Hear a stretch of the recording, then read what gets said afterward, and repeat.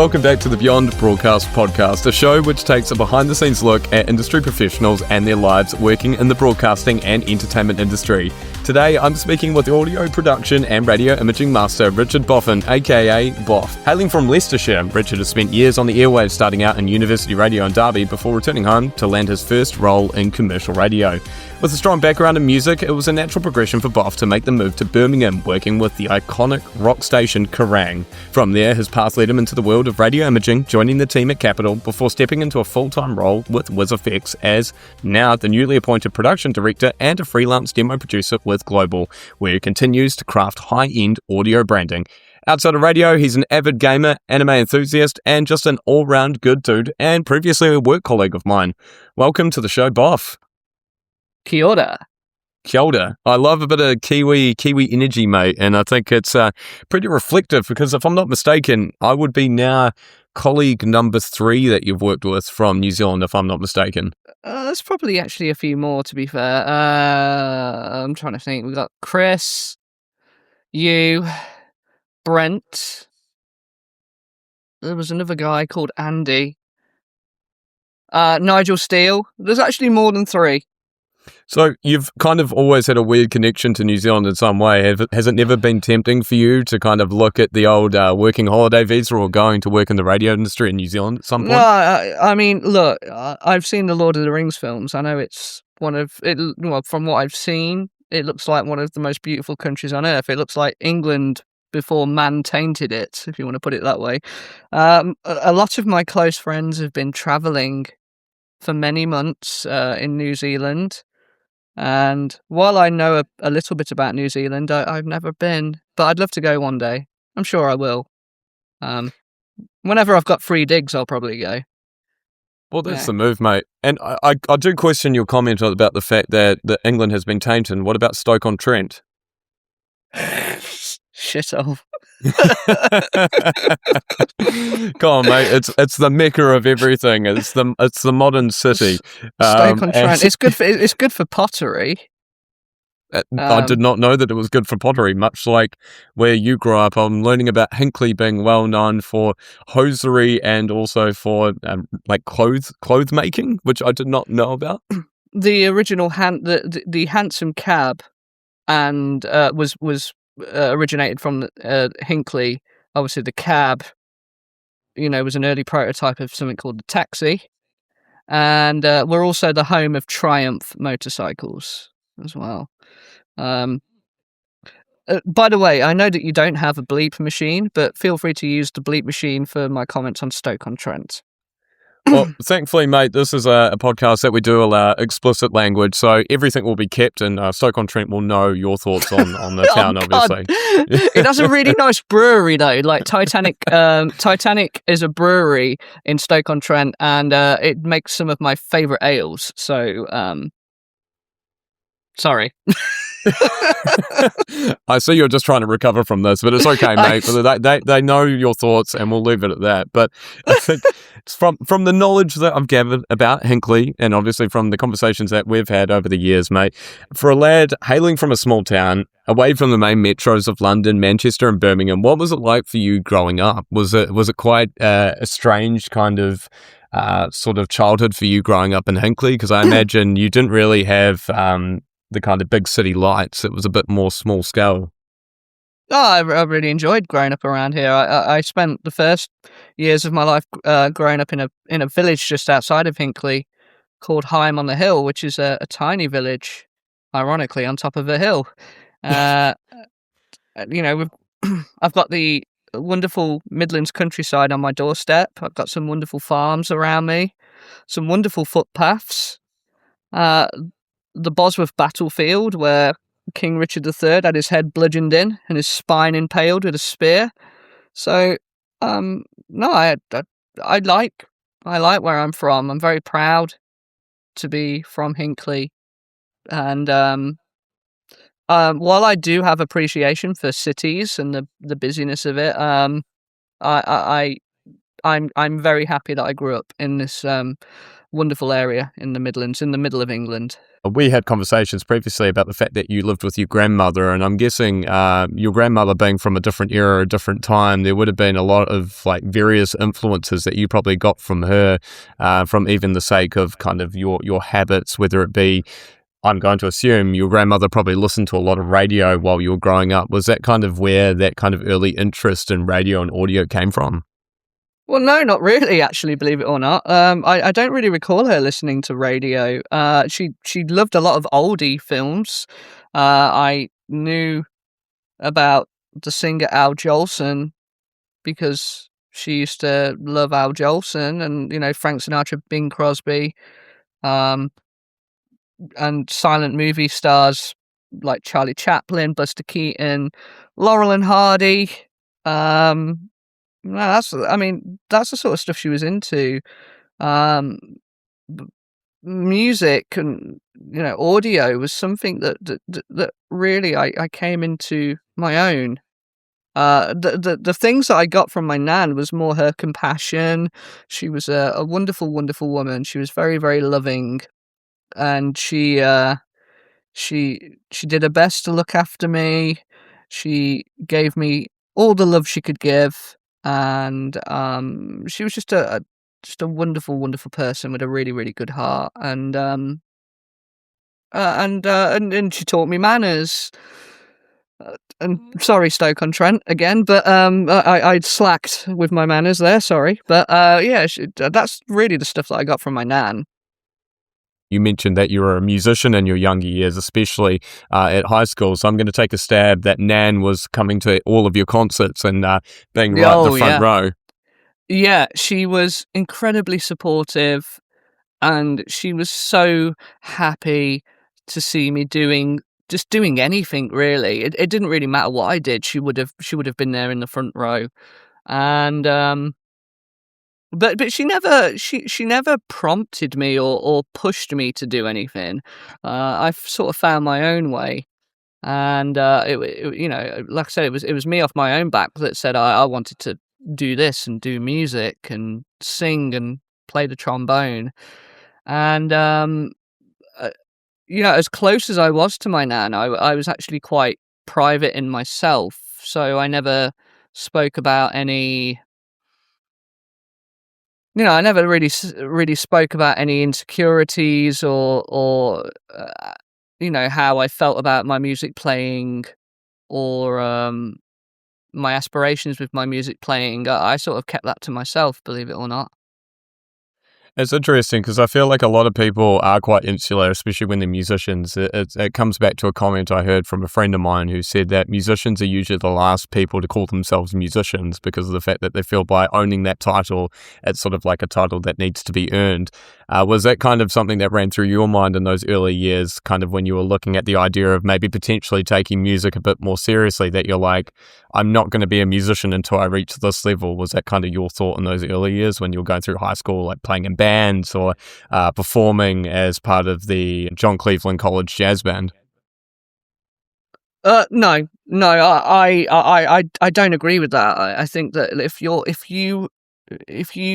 wake up and you feel like singing, or if you feel like playing a piano or a musical instrument, you're a musician. In terms of a professional musician, I mean, yeah, you can get grades and qualifications and stuff. But what makes a musician? I mean, look at fucking Bob Dylan. Man can't sing, but he is a poet, I guess, but he's still in the music genre. But if Bob Dylan, he sounds bloody awful. He does. No, I mean, look, he is not an opera singer. He is not a Pavarotti, but he's incredibly influential, and he has a prominent place in the music world. 100%. So, And in that respect, Boff, who were your heroes growing up? Because playing trombone, obviously, it's not the classic ones that people lean towards usually. The classic deal that everyone wants to learn guitar until they realize it's bloody hard. Who were your heroes growing up in the music world, and why did you pick trombone of all instruments? well, I originally picked the trumpet on that point, and the teacher who is sadly not with us, but his name was Alex Crutchley, and he was a phenomenal musician. He was a wonderful man, and he was a wonderful trombone player. And he said that my lips were quite fleshy, so he thought that I'd be better with a brass instrument with a bigger mouthpiece. Hence the reason that I was put onto trombone. So that wasn't really my choice. It was more a suggestion from my music teacher, because originally I'd picked the trumpet. In terms of heroes, it would have been Ozzy Osbourne, because I am quite eclectic. I do love lots of different kinds of music, from classical to jazz. I like, old school hip hop, like West Coast hip hop, Dre and Biggie, NWA, Tupac. And I like rock and metal, but I suppose that rock and metal music defines me the most. And Ozzy Osbourne was the artist that got me into guitar music, which I think defines who I am mostly. Especially now, because I remember the first time I ever came across you, Boff, and I remember that first meeting, and immediately I thought, this is a guy that clearly listens to a lot of heavy metal, rock, among other things. And it's almost like, and I think this is with a lot of people who in some respect have played in jazz bands, or they almost have two personalities, the jazz musician and the rocker at heart, or the hip-hop musician at heart. It's never someone who's solely just focused on jazz music or the such. So I found that really interesting to find that you played in a jazz band, because it would have been the one thing that I would not have expected from you originally. Yeah. I mean, I played in an orchestra as well. So I love classical music, and I love jazz. A lot of things. I do think that jazz, because of the very fluid nature of jazz, it's based on a lot of improvisation as well. I think certain modern music, probably modern pop as well. If we owe it to jazz, we owe a lot to jazz music. We owe a lot to classical music at the end of the day, because they were like the originals, weren't they? 100%. Arrangements, among other things. Obviously, a lot of chorus, recurring themes, recurring kind of phrasing, among other things. Yeah, certainly. Yeah, we owe a lot to these. And in terms of jazz, it's still breaking through today. I mean, you look at Olivia Dean. I think she's one of the biggest up-and-coming stars at the moment, and she has that lovely R&B soul jazz feel to it. That's her songs, and she's like a cross between Amy Winehouse and Adele, I think. So it's good to see that jazz is still bleeding through into mainstream. Now, you came to the end of your high school years in Hinckley, and then out of all kind of surprises, and this is where I want to know, where did that point come in that you kind of thought, this is the avenue I'm going to go down? Because the reason I wanted to touch so much on the fact that you played music in your younger years is that when you went to the University of Derby, you ended up studying music technology and audio systems design. So basically, you're moving into the audio engineering space. What was it that kind of lit that for you to be like, you know what, this is the direction I want to go in? Was a careers advisor? Did someone recommend that was the kind of avenue you should go down? Or was it always something that you kind of had in the back of your mind that you always wanted to pursue kind of a career more in the music kind of industry? Well, furthering playing music, you can get really competitive. These music colleges, I mean, I don't know if you've seen the film Whiplash. I mean, that's very exaggerated for Hollywood purposes, but it is competitive, and you are constantly under pressure to deliver excellence, and you can play a wrong note and get chucked out of a band and thrown down the pile. I'm not very good with that sort of pressure. I didn't want to have that competitive edge with my playing. I thought it would have took a lot of the fun out of it, a lot of that fun that was the reason why I originally started playing and continued to play. So that's why I wanted to go down more the music technology route, to try, because like I said, I don't think that I would have hacked that pressure. And how did you find it entering into university, going down that? Did you find that it was a total change of pace for what you're usually used to? Or did you find the natural progression of kind of going through technology and music at the same time was kind of like a natural fit for you? Were you always quite like a tech head in that sense? Yeah, it was quite natural for me because I've always been fascinated by technology. In fact, I'm fascinated by a lot of things, to be honest with you. But yeah, like I was always um, a guy who loved technology, and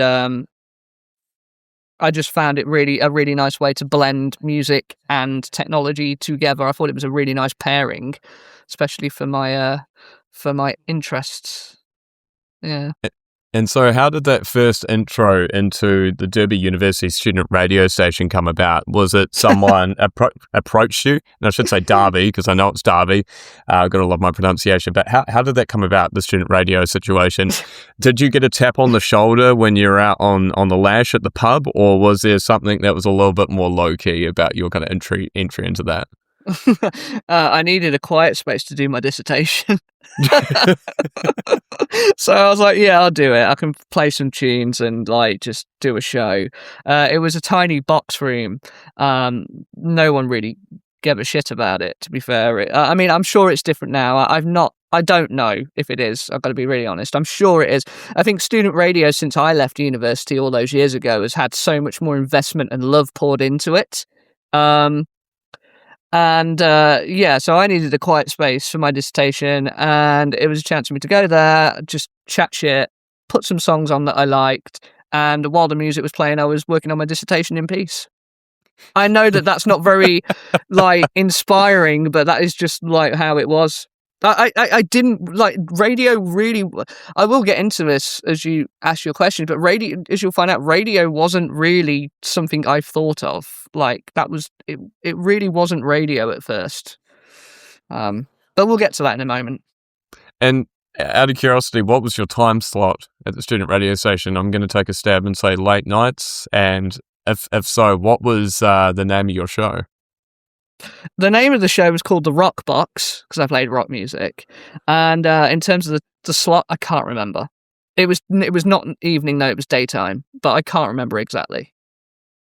And I find it interesting that you keep on leaning back on the whole idea that, like, radio wasn't where you intended to go. It kind of just happened. What was sort of your opinion of the industry itself? Did you have one before you kind of entered into it exclusively? Or was it kind of like it wasn't on your radar because you thought radio was for another type of person? Is that kind of where you were leaning in towards when you said, like, it wasn't something you were looking at? Right, so... What it was there was a movie that came out in the mid-noughties while I was at uni, and it was called The Boat That Rocked. And I think internationally it was called maybe Radio Rock. I think. No, it wasn't. It was called Pirate Radio. But in the UK it was called The Boat That Rocked. And it had an ensemble cast, and it was a alternate retelling of the famous pirate radio station Radio Caroline. Do you know about Radio Caroline? Of course I do, mate. And I'm glad you brought up the movie because it was a very influential movie for myself as well. So I love that you're referencing this.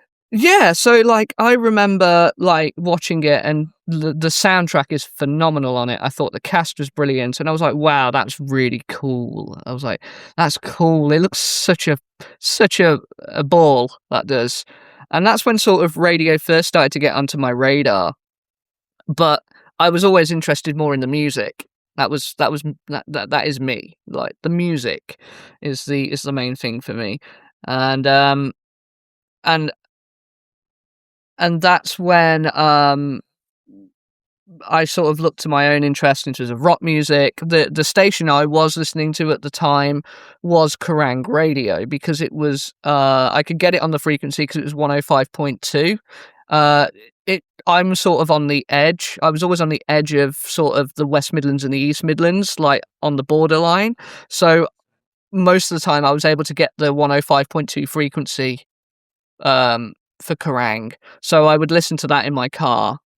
And yeah, that's really how it first came into my life, radio. I love that, because I think the thing that I find interesting is that very much parallels a lot of what got me into the industry, because for the most part, I think when you talk to anyone now who works in radio or previously, a lot of people got into it for the celebrity maybe of it, or for the fact that they just wanted to be famous, or they wanted to be able to talk in front of people. But I've definitely met many people like yourself, Boff, and myself included, that kind of the interest really came from the music, not necessarily the idea of being in front of people. Like, yeah, as you mentioned, The Boat That Rocked was a massive influence for me growing up, and I certainly can attest to the fact that the only reason I ended up getting into radio is because I wanted to talk to bands and I wanted to listen to music. That was all I really cared about. I didn't care about anything else. Like, which I find really interesting, mate, because I think it kind of made sense then that you did have, I know you said the rock box was kind of just like a bit of a piss take to do your university dissertation, but were there moments for you that you kind of had this kind of, how would I say it, the purveyor or the conveyor of like your own kind of music taste where you're like, I'm going to put on this record or I'm going to put on this track because I want people to know like about this band? Because I've seen you talk about this before in conversation when I've been around you in the office or even just on like, I don't know, social media where you've said, I don't know why people aren't listening to this band. They should be. Did you kind of take that responsibility upon yourself at university where you're like, oh, I might take the piss out of this, but I might also play some pretty good tunes that people might not have ever heard of?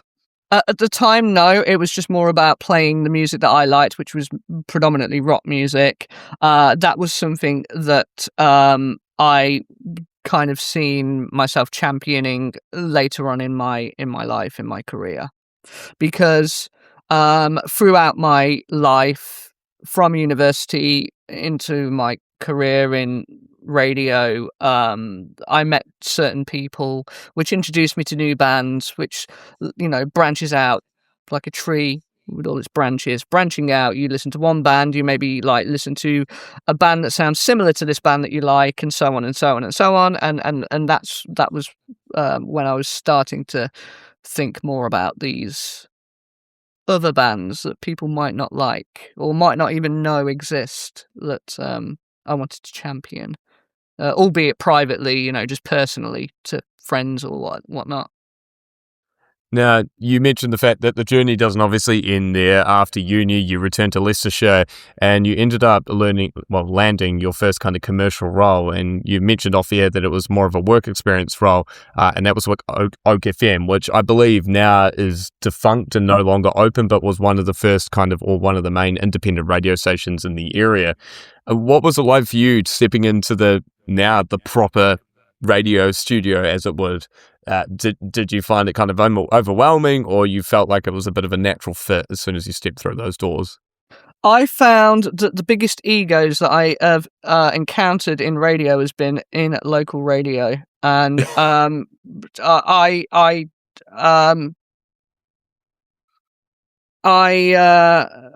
I thought it was very nice to have the opportunity to go there and do some work experience after university, I've got to be really honest. Some people there were, they were dickheads. Some of them, they told me that I was going to spend years before I would get into a radio station, and I felt, look, I never went into there thinking that I was gonna that I knew everything off the bat. That's not how I ever was. Everything new radio station that I entered into, I knew that I was there to learn, but I felt like quite patronized while I was there. So I didn't, while it was nice, I didn't really have a good time there, to be honest with you, which is a shame.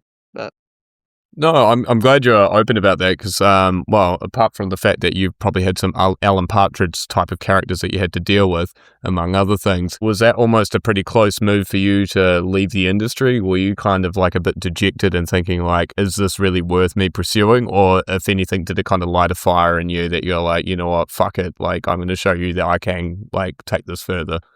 It didn't really light much of a fire in me. I was just sort of like, okay, fair enough. Look, like this is a, in the local area, it was nice. It was nice and popular, and it, I'm sure it's fondly missed. But I knew that like that this studio, this office that I was stepping into, wouldn't be my last. At least I hoped it wouldn't have been my last. But no, it didn't really faze me much at the time. I just found it a little bit strange. If that makes sense.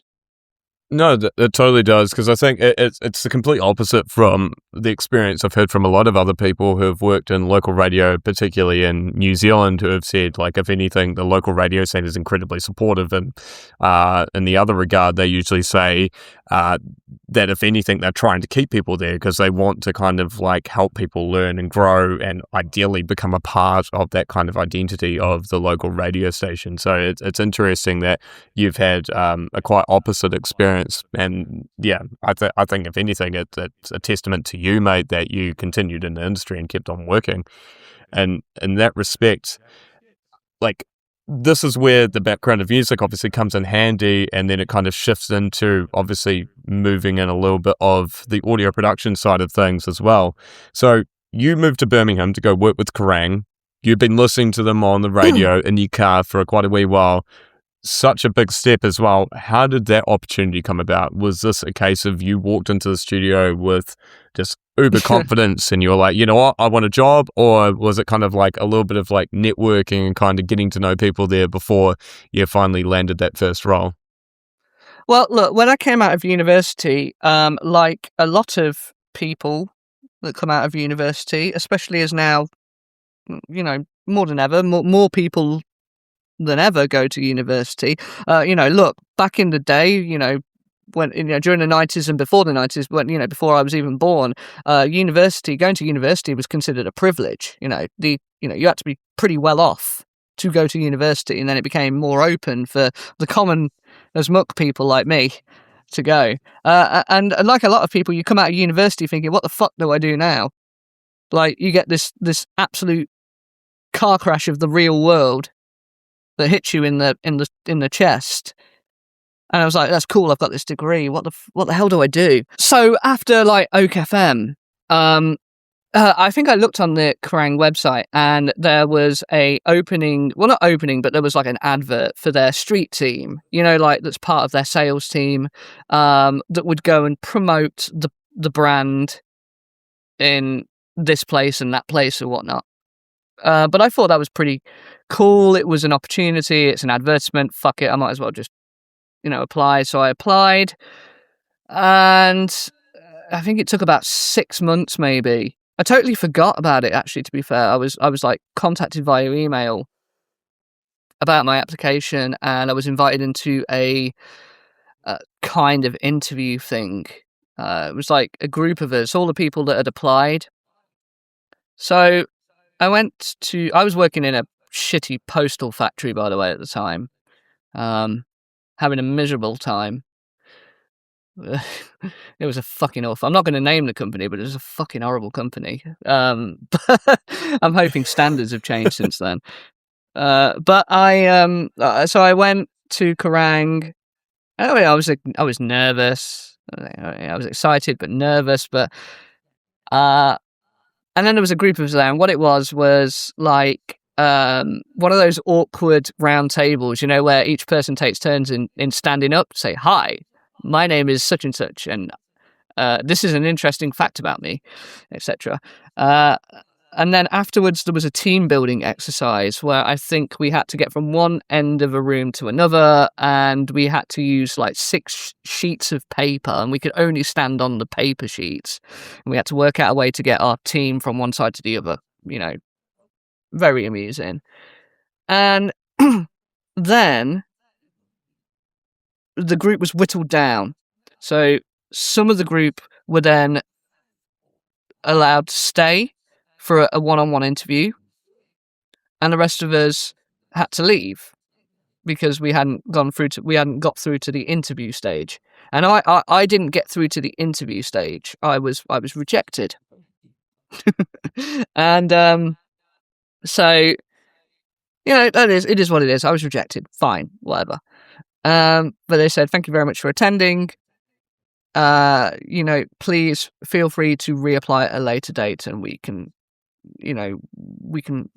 look to consider you for another one of these little team interview things or whatever." So I got up, and I went to the 2 ladies that were doing this thing, and I shook both of their hands, and I said, "Thank you very much for the opportunity. It's been lovely."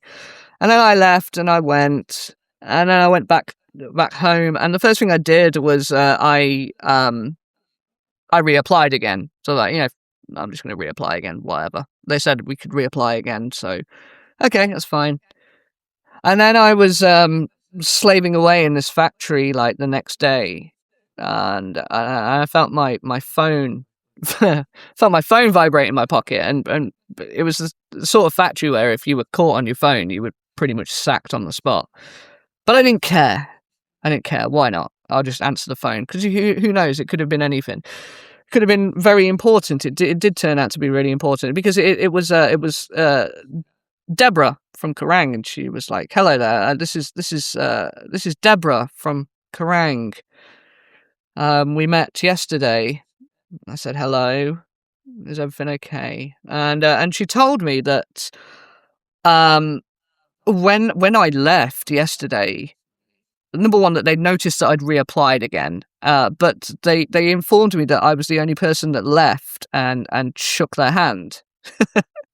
And they said, "We feel like we've misjudged you. You're the only person that we see that you've applied again, but you were the only person that shook our hand. So we really feel like we've misjudged you, and we'd like to give you the role. We'd like to give you a role as a member of the Kerrang Radio Roadies." And that was it. And look, I never forget my roots. I never forget the people that made me. And I want people to know that Deborah Welch and Dee were the reason that my radio journey started, and I owe them so much, and I will always love them, and I will always treasure them. And they did this for me, and they allowed me to have this role, just a simple role as a member of the street team. And if there's ever a need for me to explain the story again in the future, I would always make sure that their names were mentioned.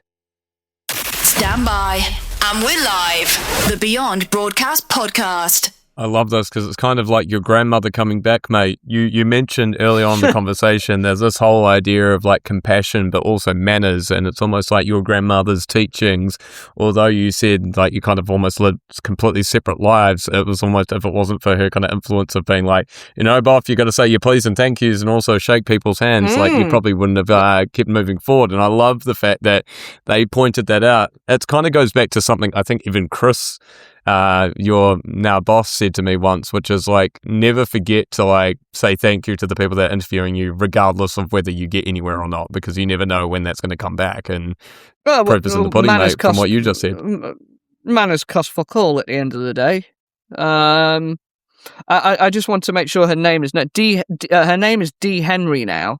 I think that's her married name. I can't remember her maiden name. But Deborah Welch and Dee Henry, I owe them so much, and they were the genesis, the cause of the genesis of my time in the radio industry. So I owe them so much, and I'm very very grateful. Now, that opportunity, moving into Kerrang, you're starting in the promo team, you're probably going out and doing activations, handling like a couple of prizes and stuff, and handing stuff out to potential listeners and things. How did it then shift that they ended up looking at you in a different way, Boff, and they were like, you know what, like, do you want to try your hand at some production stuff? Because this is the thing I found incredibly interesting about you, and I knew this about you when we first met, was the fact that you used to do live session producing. So it was almost taking that previous experience you had from university and then moving it into radio, the new career that you were going down. How did it come about that you proposed to them like, hey, I can do live session recordings for you guys, like I can record the artists that are coming in to visit? How did that come about, that shift from getting out of promos to then moving into the more technical side and the production side of things? It happened quite near at the start, actually, because we had an initiation thing where we had to go in to be initiated into the role as a member of the Kerrang Radio Roadies, and then I had my first shift. I think there was a back-to-back live at Kerrang, which is where an artist comes in and plays to a small audience. I think there's an online competition or an on-air competition, and there was back-to-back ones, and I was booked to do crowd, like looking after the winners. And it was back to back, one on one day, one on the other day, different artists. And I turned up on the wrong day. I turned up the day before I should have been there. So I felt like a prick. And but hey, look, it's not, it's better than not turning up at all. So I turned up on the wrong day.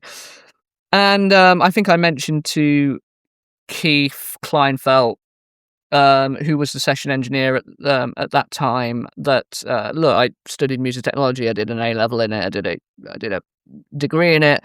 I'd love to sit in, and I'd love to see how it's done. Just be your shadow.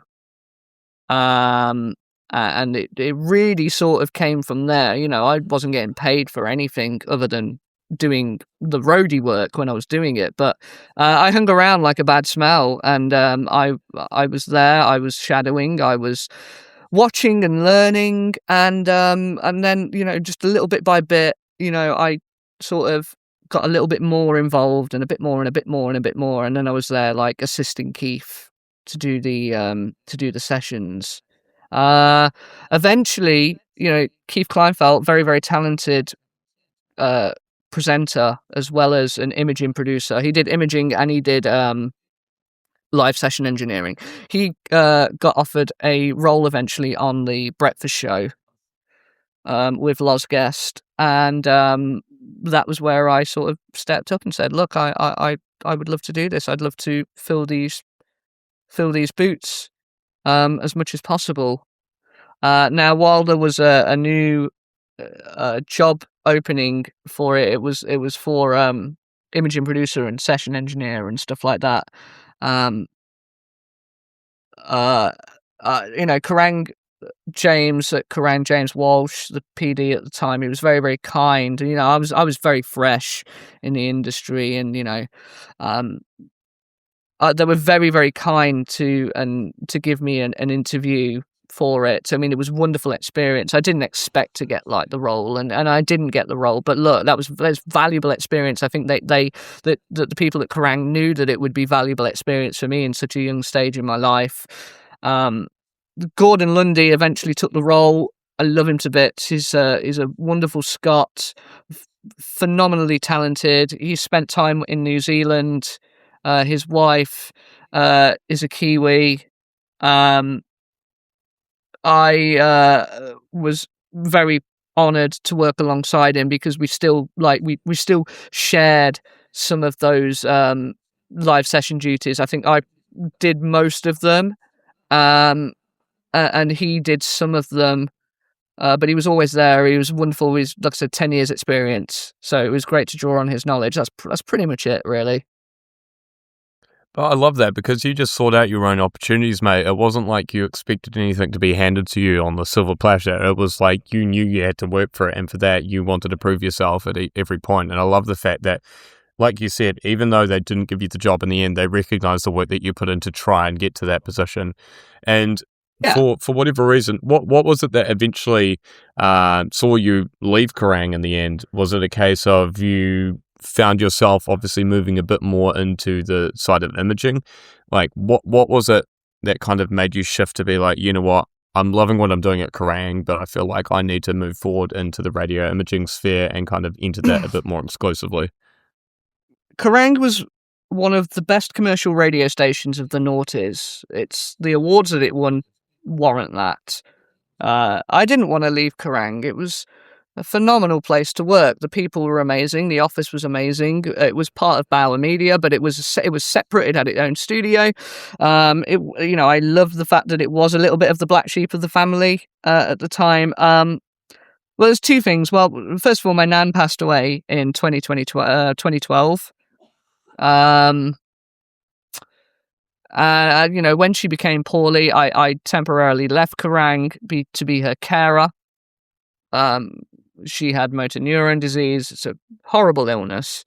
And, it is a blessing in disguise that she didn't live long with that disease. And then after she passed away, I think it was a few days after she passed away, I didn't want to sit around.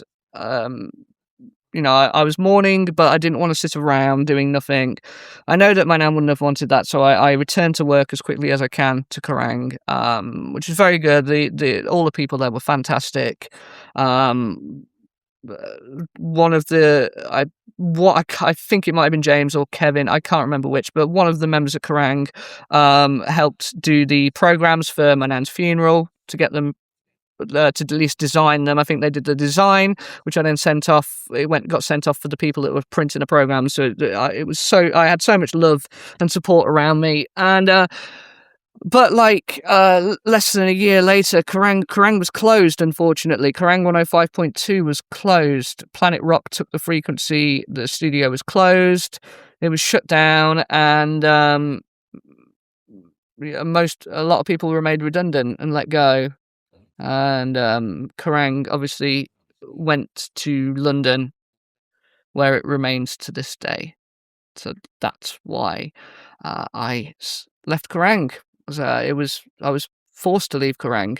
Was there kind of like a little bit of unfinished business there in a sense? Do you feel like there was more to be done with Kerrang, and that the kind of like untimely end of it, obviously just being down to, I'm going to take a stab and say it was probably budget constraints and the network wanting to pull it all back to London? Do you feel like if Kerrang to this day was still open, you would still be there purely based on the environment? Because the way you describe it is that from every way and point, it was incredibly supportive from the get-go. And not only that, it was like there was more to just the staff members being colleagues of yours. They were friends of yours. I don't know whether I'd still be there, to be honest. It's, times change, people progress, people search for bigger things, don't they? So, people search for other things. They search for new challenges. I don't know. I can't honestly say. It was a dream job to be live session producer. I did manage to get paid work when we did live at Kerrang's for doing that role, and I met some incredibly talented artists. Some that I never would have dreamed of meeting, Noel Gallagher and I'm trying to think of others. Bloody hell, Biffy Clyro, Sabian, and Skunk Anansi, Michael Kiwanuka, Julian Lennon, John Lennon's son. I probably would. I don't know. I don't know really, but I can tell you that I absolutely loved doing the live session recordings. I loved it. I didn't really touch on the radio side. That's what I mean. I was in a radio station, but I still really wasn't touching on the radio side. I was there recording live music. I did a tiny bit of imaging, but it was only a very, very tiny bit of imaging.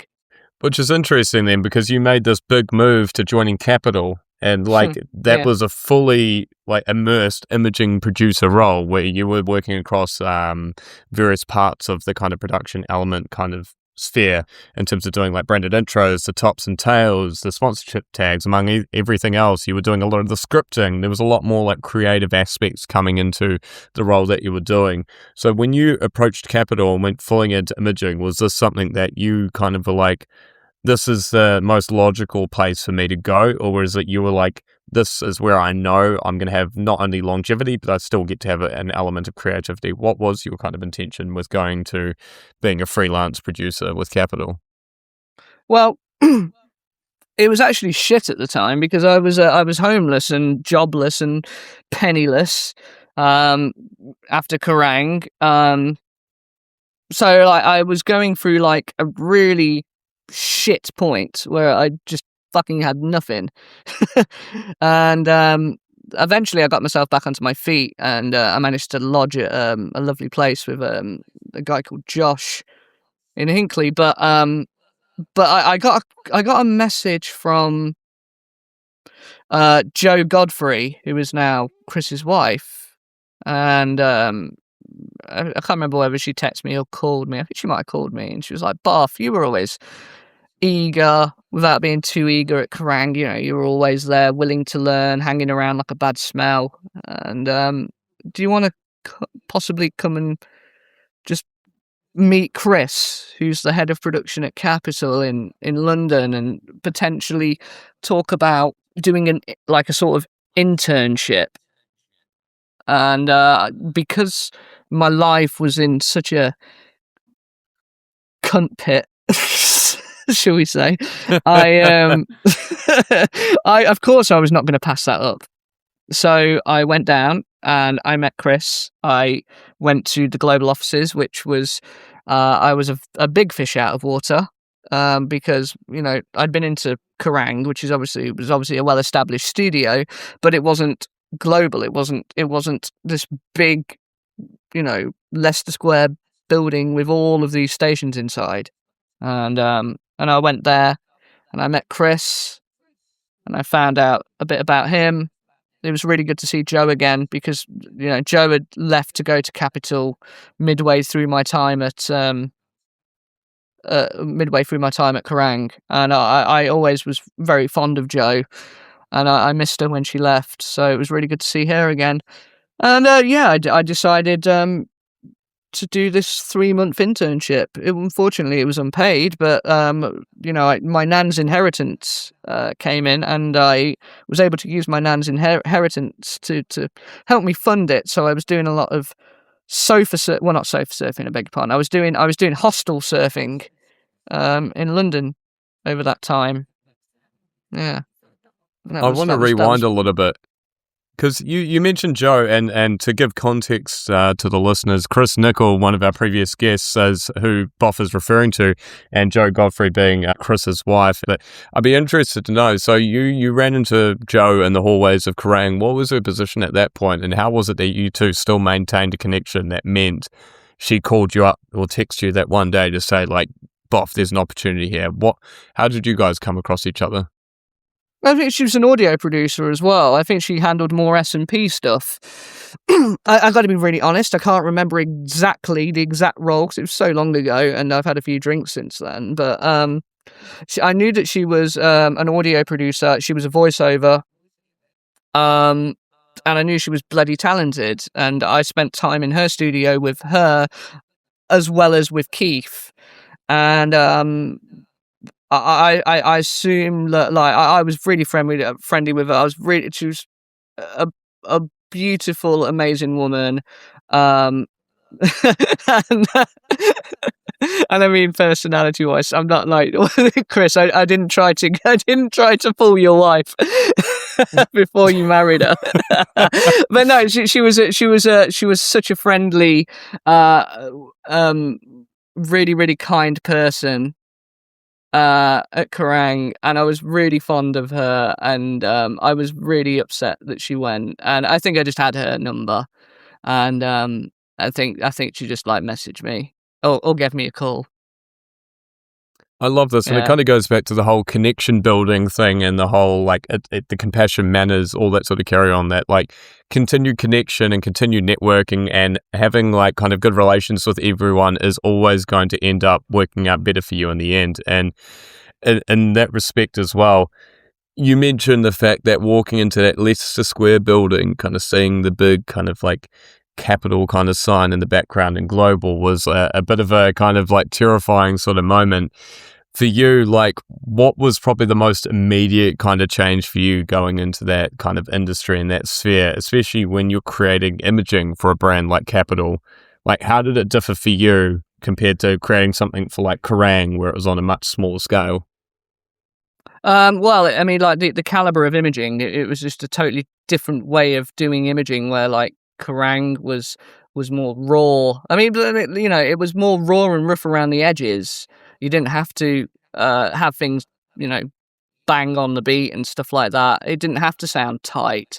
I'd only briefly touched on the imaging though at Kerrang. I only did a very, very minimal amount. So I was doing what I could, taking the opportunity that was given to me at the time to remain in the radio industry. And that was where I was moving from being a live session producer dealing with live music to radio imaging. This podcast is powered by WIZZFX. We make brands sound sick. Music, radio, podcasts, sonic branding. If your audio needs to hit harder and stick longer, WIZZFX has you covered. Learn more at WIZZFX.com. From the internship perspective as well, because that must have been a bit of a polar change as well. Was there a shift in almost the structure of way like kind of how the company worked as well? Like, do you remember those first few days of internship with Chris? What was it like for you? Was it kind of confronting, or you're like, you know what, this is kind of exactly what I need? Like, it's like disciplined and at a higher level. Yeah, it was. It was disciplined and high level. I didn't want to, like, just because I was like new and fresh, I didn't want to be taken, Chris, to go easy on me. I wanted to, if I was fucking up, I wanted to know about it. If I was not doing a good job, if I was not doing something right, I wanted to know about it. I wanted him to be harsh on me. He said he would be harsh, and I wanted him to be harsh on me. So, harsh but not abusive. Harsh. I just want to put that put that out there. Not abusive, but just harsh. If I was making something that was shit, I wanted to know that it was shit, and I wanted to know why it was shit, and I wanted to know how I could correct that. And was there like a very technical learning curve that you had to go through during that time as well? Like, yes. I'll speak to the fact that I did an internship with Chris as well, very much in a similar way to what you did, like having a really bad time at that moment. And I feel like even though I never stayed in the imaging industry, I still see that time with him as being probably the most valuable time I've had, not even from a technical perspective, but from a creative perspective as well. But yeah, what was that learning curve like for you? Did you feel like there was a lot of time where you're sitting for hours and hours on the end at home, kind of honing your skills? Or was it kind of like you're just like, okay, I'm going to take my time with this and I'll pick it up as I go? Or was it kind of like you were like, I need to get this shit done now? It was always like just making sure I was on top of stuff. So if I had to change stuff or rebuild something, I had the time to do it. So it was just simply a case of getting my head down, keeping my mouth shut when I needed to, and just learn and take it in and apply myself. I guess that was it really. It's kind of weird. It was kind of a process where I was learning stuff, but I wasn't consciously aware that I was learning stuff. So I'd learn how to do one technique, and then it would just happen. The next time I was making something, I just knew how to do it. Is it kind of like learning music in a sense? Because that was the way I kind of approached it, in the sense of whenever Chris showed me something like a new way of like building an effect or kind of using an effect to kind of evoke a certain feeling, it felt like it was learning the basics of being able to phrase together a song, among other things. Was that kind of the way that you approached it as well? I treated it like a story, like I was painting a picture or writing a story. So that's how I approached it, and that's how I wanted to approach making the imaging. I wanted to make it in the way that Chris wanted me to make it, but also put my own sort of hallmark and spin on it. I think that every imaging producer has their own little quirks that they like, or own, like that. Every imaging producer has their own thing that they love to go to. It's like their thing, their little hallmark on their production. So I wanted to do stuff like that. And speaking of Chris, because we need to mention WIZZFX, which I should also mention, big thanks to them being the Season 2 sponsor for the audio production. So WIZZFX was where you moved into eventually, which is Chris's imaging producing business, working on some pretty massive projects with some pretty huge clients.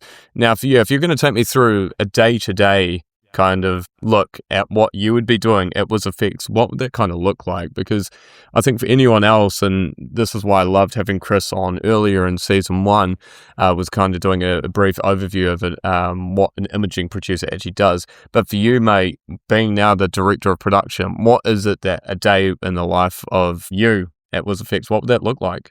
Well, first of all, I will say that like the reason I got into WIZZFX, WIZZFX has grown a lot since the 2010s when I first started doing it.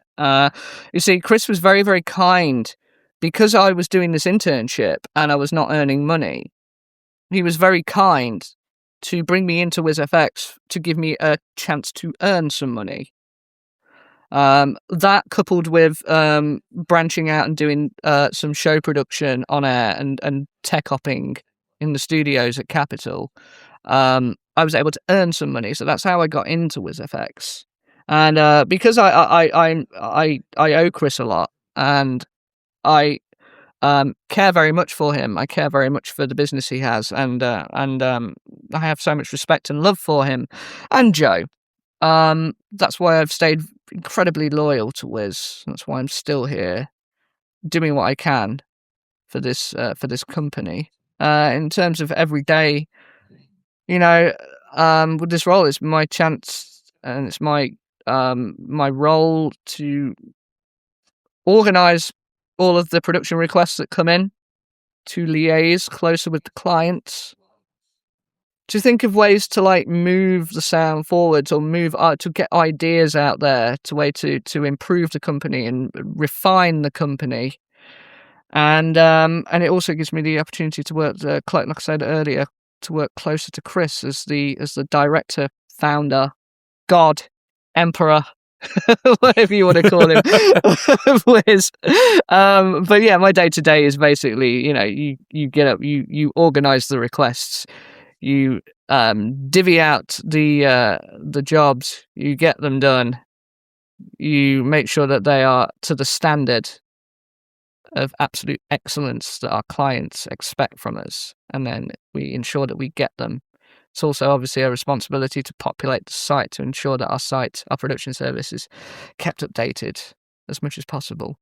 And and it's also my role to make sure that the clients are happy. And what do you think has been the most rewarding thing working for obviously a high value premium audio production company compared to maybe working for a radio network, where I'm assuming in terms of doing production for networks like Global, there's very strict time constraints. There's only so much time you have available to put together obviously the content that's needed for maybe the next day. What do you think has been some of the benefits of working for companies like Chris's, where you get to probably spend a little bit more time on something, or you get to have a bit more creative license? Is that kind of what you've been given, or you're helming, or no? Am I getting it completely off the mark?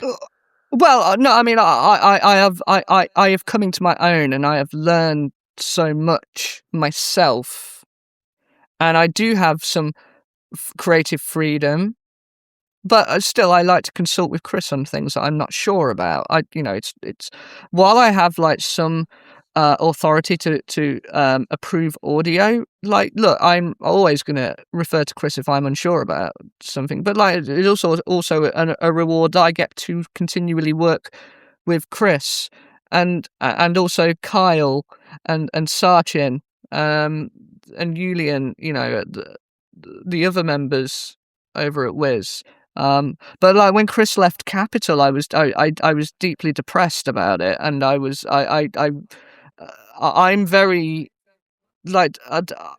very attached to certain people in the industry, and when people move on, I get deeply affected by it, and I was very, very sad when Chris left Capitol,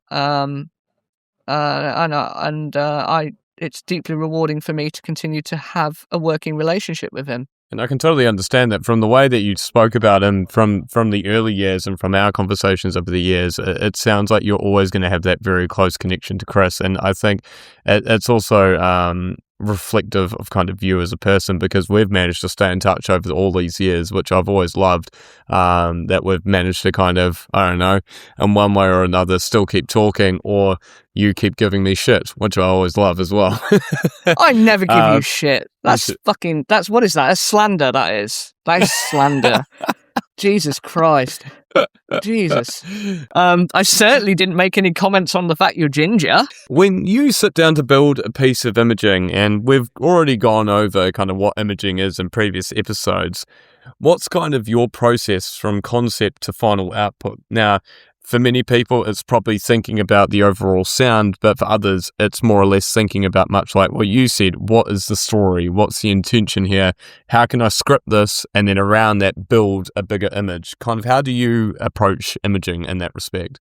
No, well, it depends. What sort of?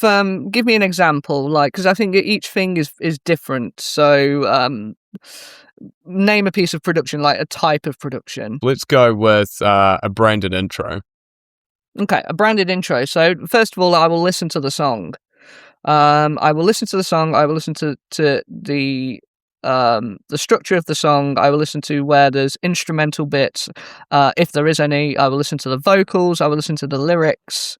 I will check to see if there are official acapellas and official studio instrumentals, so I don't have to worry about filtering the vocal out. And generally, I look for really cool things in the song that I can use for the branded intro. I always like to use the a term like let the song do the work, if that makes sense. Now, I don't mean that to sound lazy, but that's just literally like the way I like to approach it. I like to, if I can, let the song do the work. I'm there to just sort of add some finesse to it, shall we say, be it like filtering or some clever sound design placements or some clever vocal filtering or clever vocal effects. That's how I approach like a branded intro.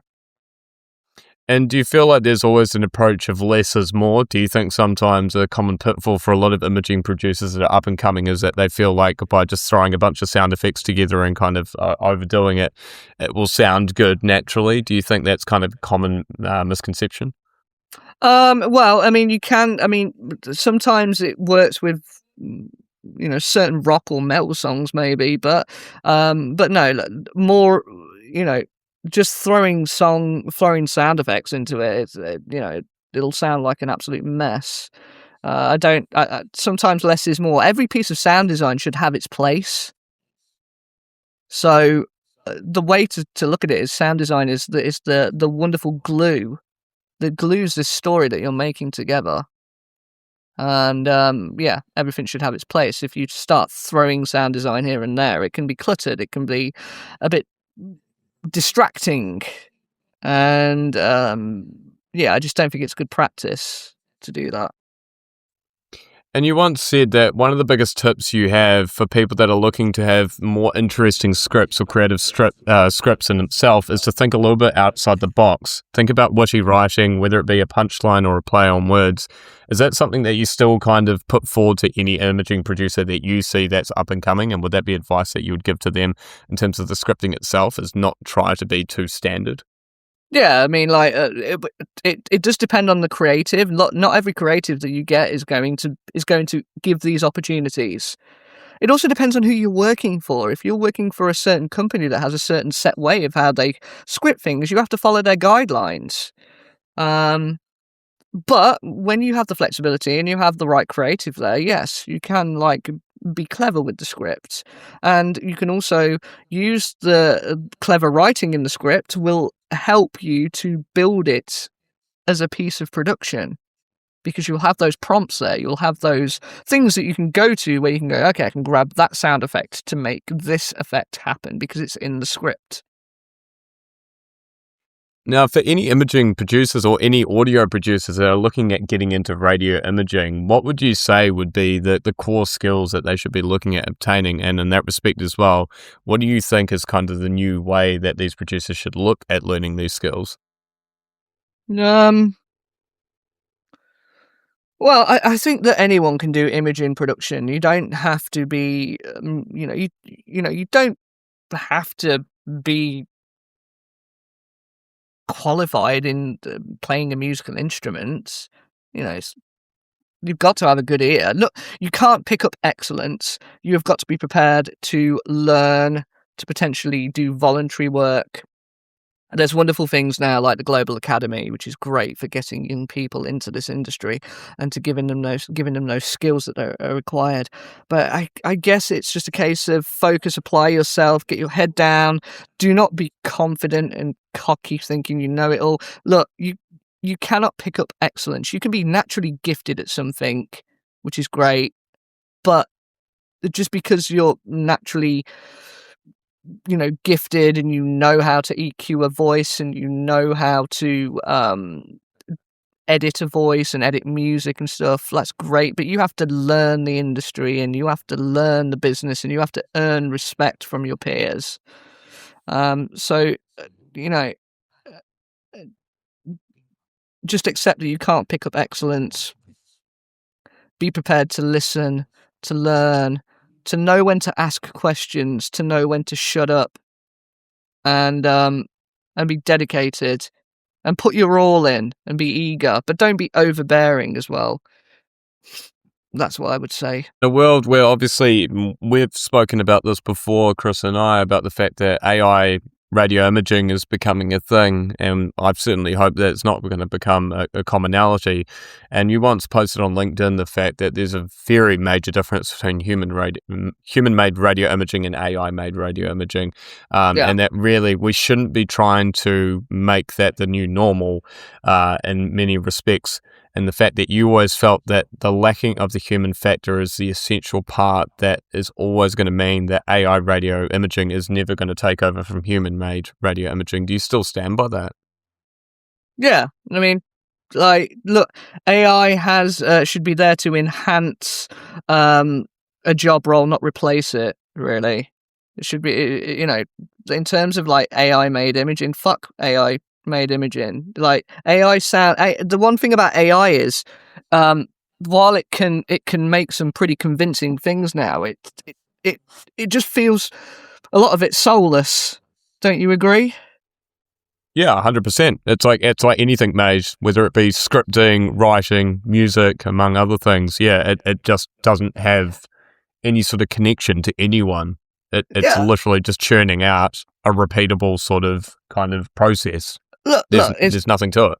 Look, it's like a sweeper. AI will look at a sweeper. It'll analyze a sweeper for a radio station, and it will deduct that it's sound design, vocal, maybe more sound design. So yeah, you look at a sweeper for a radio station. AI would deduct it as just being sound design, vocal, sound design, and that's all it will do. It will just churn out this brain-rotted slop. It'll have no sort of variety. It'll have no sort of emotion behind it. It'll have no heart. It'll have no soul. Now, you have, cool tricks that you can do with AIs, like, for instance, using AI to get a sweeper into a BPM and a key that, fits from one song into the other, so it makes the transition quite melodic, That's great. But if you're doing that all the time, it's eventually just going to sound the same. I'm not too sure if people give a shit about a sweeper being melodic.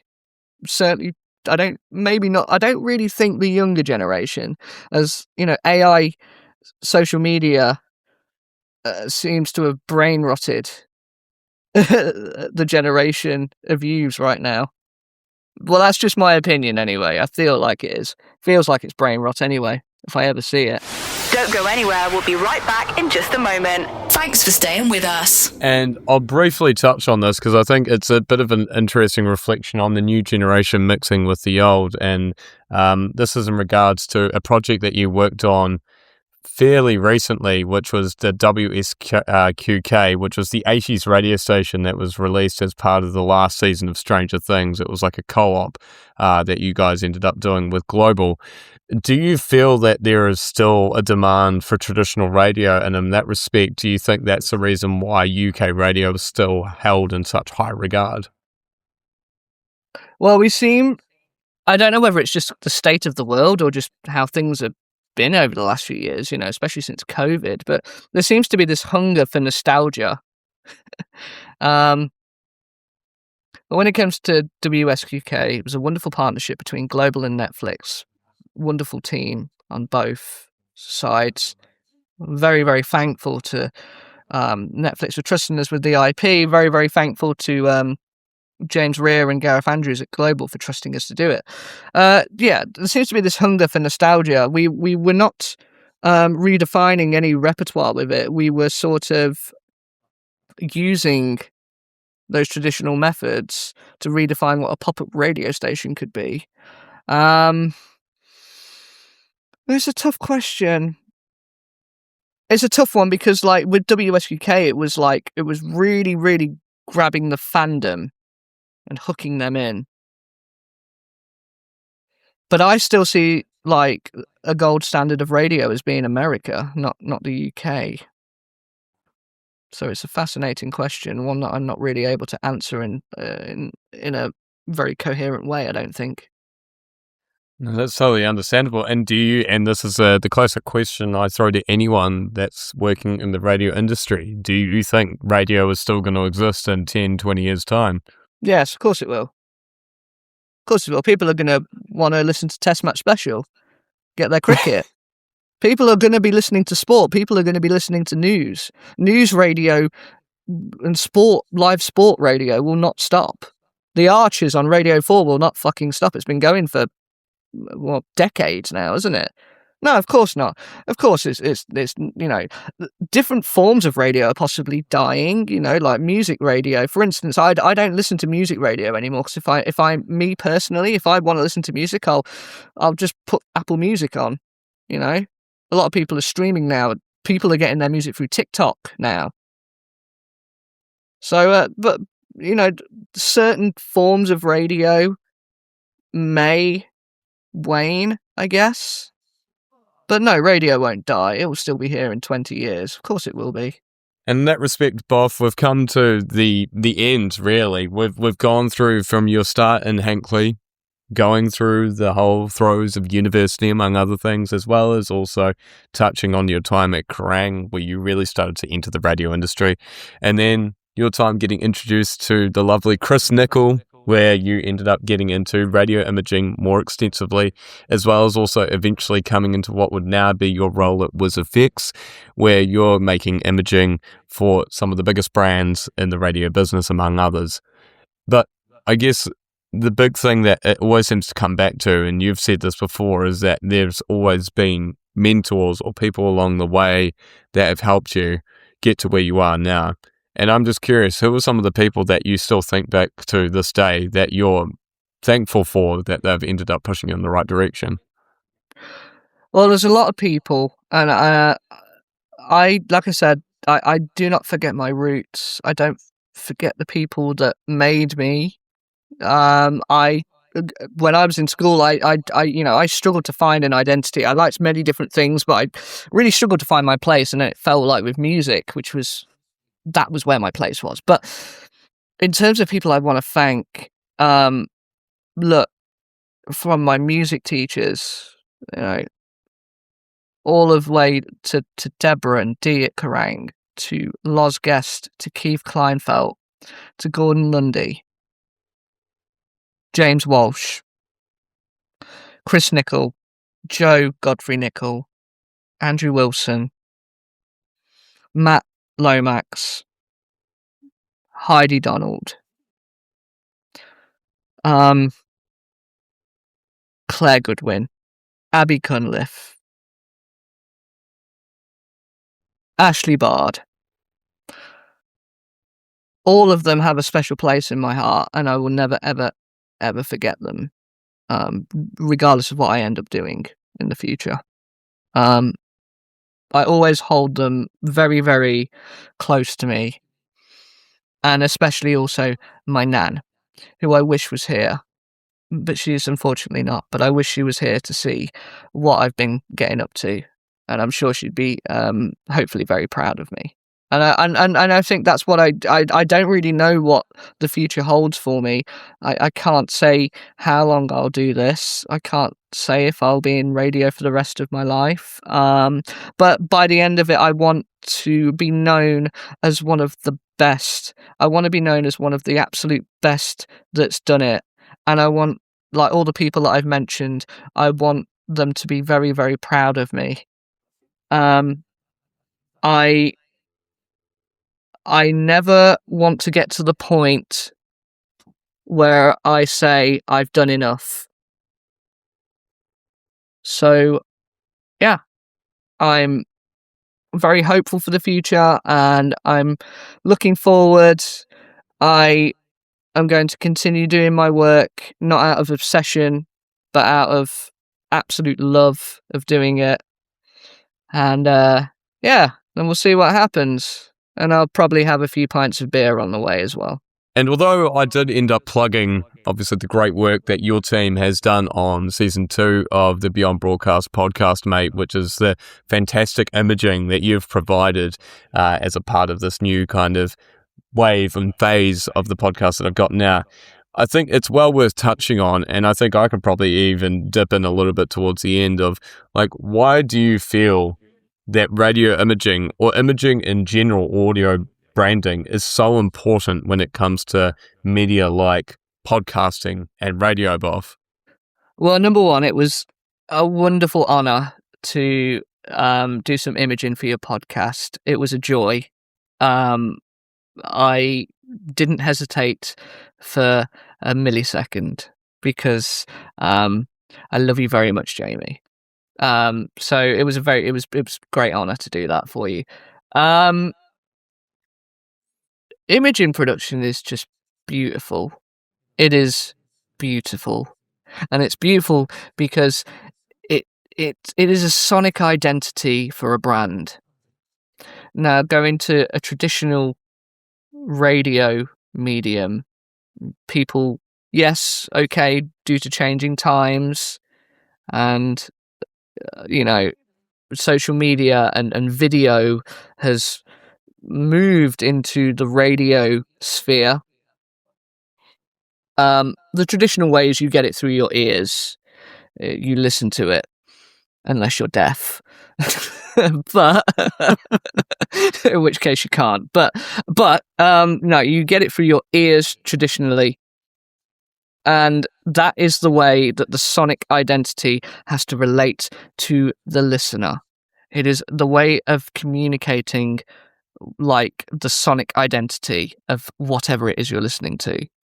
You hear it on the BBC iPlayer, you hear it on BBC Sound, you hear it on WIZZFX, Capital and Heart. They have their sonic logos, and people will listen and they know that it's that brand, and it's a huge responsibility to be able to do that role. I don't think imaging producers realize how important they are, but they are one of the most important, people. They're one of the most important roles that you can have in a radio industry, or a podcast industry now, because it's their responsibility to create a sonic identity that the listener can listen, recognize, and connect with. I'm so glad you touched on that, because I think more often than not, when I've had the question, and I had this the last time I interviewed Chris, from friends and other colleagues and other people who listened to the episode with Chris talking about radio imaging, one of the first things they said was, I did not realize that's what radio imaging was, or I didn't realize how much of an important part that really is when you think about the identity of any radio station. Even more so, speaking about my now lovely fiance, when she mentioned to me, she was like, I now finally understand what it is, and how that is always the most memorable part that someone will know when they're speaking about a radio station. And she was referencing a radio station from Argentina here where I live, which the imaging and branding is so recognizable that people know the jingle or know the kind of way that the IDs work, and you immediately know what station it is, what kind of music it is, and what kind of people are going to be the host. It's so powerful. It is, but it doesn't just have to be on the radio. Like imaging is in so much that we consume. Look, it is not the same as radio imaging, but the whole point of it is to create an image of, that's why it's called imaging. But Star Wars, the main theme from Star Wars, you don't have to have Star Wars on the screen, but you hear the Star Wars main theme, you know that it's Star Wars. You know exactly what it is. So it's not just radio. It's so important. It's so important in the media world. It is. If you don't think it's important, then you're kidding yourself.